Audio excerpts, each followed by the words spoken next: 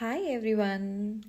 Long time no see. काफ़ी time बाद मैं फिर से वीडियो बना रही हूँ क्योंकि मैं कुछ मेजर शिफ्ट्स का वेट कर रही थी और अभी जस्ट हमने एक बहुत ही इंटेंस फुल मून एक्सपीरियंस किया है। काफ़ी ज़्यादा चेंजेस आए, काफ़ी ज़्यादा शिफ्ट्स आए उस फुल मून के बाद। फुल मून इन स्कॉर्पियो था और काफ़ी पर्सनलाइज था, काफ़ी इंटरनलाइज था, लेकिन इंटेंस था। डेफिनेटली इम्पैक्टफुल रहा ये फुल मून। और मैं आज आपसे बात करना चाहती हूँ कि क्यों इस फुल मून के बाद जो चीज़ें हैं वो काफ़ी इंटेंस लग रही हैं।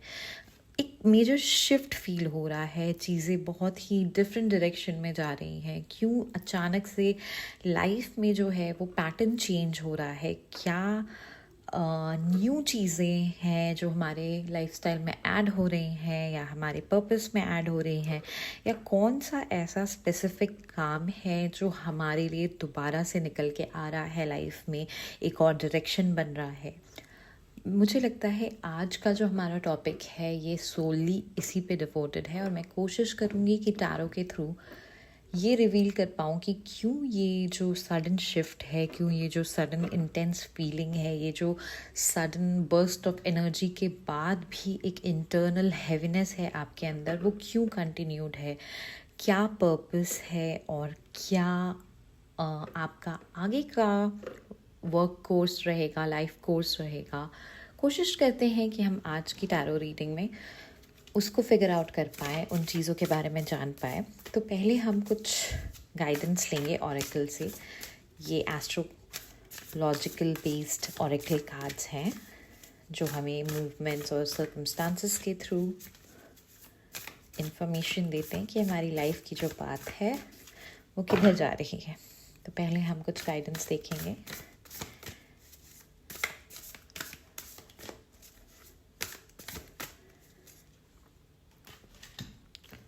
ये जो है ये ऑपोजिशन की बात है यहाँ पे, जैसा कि हम देख रहे हैं, और कन्फ्रंटेशन है यहाँ पे। इसके बारे में बात करते हैं, पर पहले हम अपना दूसरा गाइडेंस भी देख लेते हैं जो कि है मार्स। ऑफ कोर्स मोशन और कन्फ्रंटेशन एक साथ है हमारे पास इस टाइम पे आपके लिए गाइडेंस में।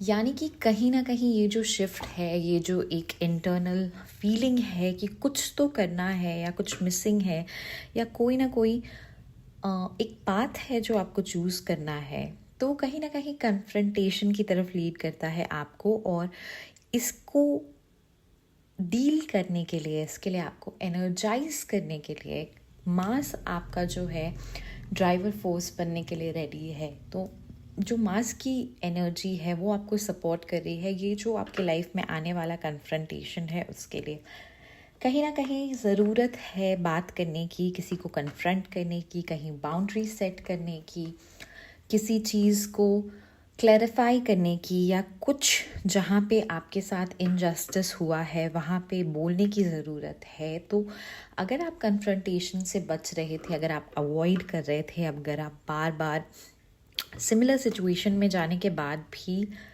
वो जो करेज है किसी को कन्फ्रंट करने का, वो जो करेज है कॉल आउट करने का, या फिर बाउंड्री सेट करने का, या क्लियरली अपनी प्रेफरेंसेस या अपना जो कंफर्ट है वो डिस्क्राइब करने का, वो करेज अगर आप नहीं ला पा रहे थे, तो मास आपके लिए एक मोशन बना रहा है, एक सपोर्ट बना रहा है, और उसके थ्रू आप ये जो कन्फ्रंटेशन का जो काम है वो पूरा कर पाओगे। तो आने वाले टाइम में आपके लिए ऐसी अपॉर्चुनिटी बाहर डेफिनेटली निकल के आ रही है जहाँ पे आपको एक कन्फ्रंटेशन करना पड़ सकता है। किसी को जो चीज़ें जैसी हैं वैसी बतानी पड़ सकती हैं, कहीं पे अपनी real feelings, real values express करनी पड़ सकती हैं। तो आपको उसके लिए प्रिपेयर रहने की ज़रूरत है, ताकि मास का जो ड्राइविंग फोर्स है कभी कभार वो बहुत एक्स्ट्रा हो जाता है और कभी कभार वो ओवर पावर कर लेता है हमारे मोटिव को। तो अगर आप अवेयर रहेंगे, अगर आपके मन में ये बात रहेगी कि अगर आपको इस सिचुएशन से फ्यूचर में डील करना है तो आप प्रिपेयर्ड रहेंगे। हमारे पास फर्स्ट कार्ड है क्वीन ऑफ कप्स का यहाँ पे, और एस ऑफ वॉन्ड्स का। ओके, तो एस क्लियरली इंडिकेट कर रहा है ये जो नए पाथ की हम बात कर रहे हैं उसके बारे में, और कहीं एक न्यू थॉट प्रोसेस जो आने की बात है वो एस ऑफ वॉन्ड्स उसको कंफर्म कर रहा है। तो ये एक तरह से एक कंफर्मेशन है आपकी लाइफ के लिए कि एक नया डायरेक्शन आपकी सोच को मिल रहा है, एक नई थॉट प्रोसेस, एक नई ऊर्जा के साथ जो है ना वो डेवलप हो रही है, और ये एक बहुत स्ट्रॉन्ग डेवलपमेंट है, बहुत फास्ट मूविंग कार्ड है। तो ये सडनली हो रहा है, जैसे एक दिन सडनली आपकी जो विजन है वो अलाइन हुई और आपको लगा कि आप चीज़ों को उस डायरेक्शन से भी डील कर सकते हो।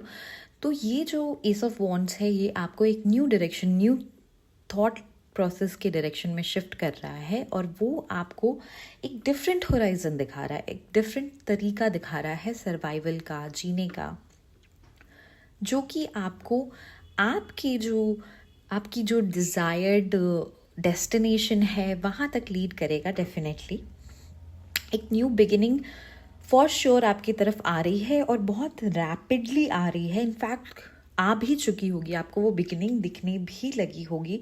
और कहीं ना कहीं ये जो स्पार्क है ना ये आपको एक गेन होता हुआ दिखा रहा है फ्यूचर में। आपकी जो विजन है उसको अलाइन कर रहा है फ्यूचर के कंफर्ट से, गेन से, जो कि एक बहुत पॉजिटिव साइन है।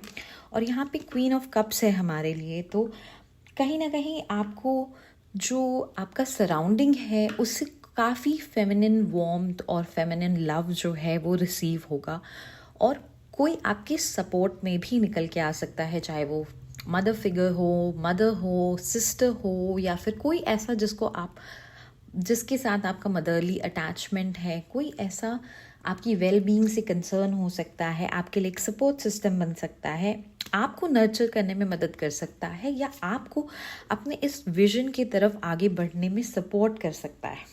तो आपकी तरफ जो है कुछ चेंजेस तो आ ही रहे हैं, बट आपकी तरफ सपोर्ट भी आ रहा है, और आपकी तरफ सपोर्ट करने वाला इंसान भी मूव होता हुआ दिखाई दे रहा है फ्यूचर में।